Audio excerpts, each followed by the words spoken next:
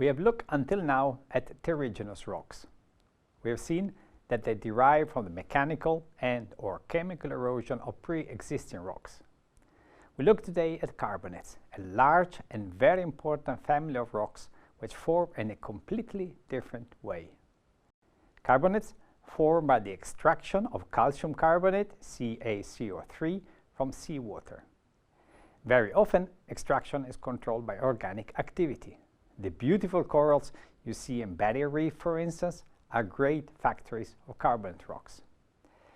This means, for instance, that the production and deposition, which were fully separated for terrigenous rocks, occur now roughly in the same area and are then subject to comparable local chemical, biological, and hydrodynamic conditions. Very important to keep in mind. Carbonates, we said, are largely resulting from organic activity. People say that carbonates are born, not made. As a consequence, they have properties very different from those of terrigenous rocks. Carbonates can form very strong structures, sometimes strong enough to cause sinking of ships. Carbonates experience major changes starting from soon after deposition. These changes, which we call early diagenesis, are much stronger than in terrigenous rocks. Think of beach rocks, such as the one you shown in the picture, which have become fully solid within a few years. This is the fundamental equation controlling carbonate deposition. When HO3 is added or CO2 extracted from the system, the reaction will shift to the right and CaCO3 will be produced.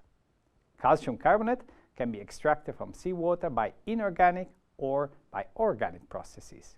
We name them abiotic and biotic. Abiotic or anorganic carbonate production is the direct precipitation of calcium carbonate from seawater. Despite the name, we know now that microorganisms such as bacteria play a very important role in assisting precipitation. Possibly the most famous products of abiotic precipitation are ooids, beautiful rounded particles with a very regular internal structures. Rocks composed of ooids are called oolites, and when not fully cemented, form ideal reservoirs with great porosity. Abiotic precipitation is also the process driving the formation of cements during diagenesis of carbonate sediments. One of the important effects of cementation is to eliminate porosity, something oil geologists do not want to happen.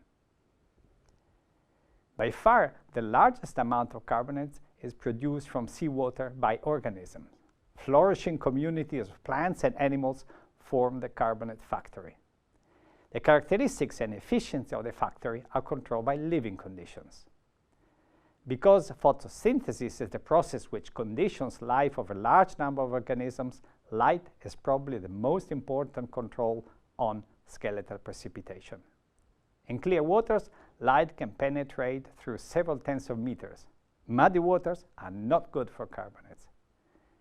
Temperatures are also of great importance, and most organisms have a strong preference for waters between 20 and 30 degrees. Nutrients are obviously also of great relevance. Differently from what you might think, however, the greatest danger is too much rather than too little nutrients. When nutrients are too abundant, carbonate producers are outpaced by other biological competitors and suffer. This is what happens in seas where rivers bring large amounts of fertilizers. Based on the processes controlling carbonate production, we define two types of factory: the tropical factory, the cool water factory, and the mud mound factory. In this course, we will only look at the first one, which is by far the most important. Not surprisingly, living conditions in the tropics are ideal for most carbonate-producing organisms. Producing in the tea factory, the tropical factory, is essentially controlled by light. In these factories, light is abundant, and organisms directly or indirectly dependent on photosynthesis thrive. Production rates are very high in the photic zone and basically go down to zero below this. These are the domains of algal mats in the quiet regions, and of corals and ooids there where water energies are high.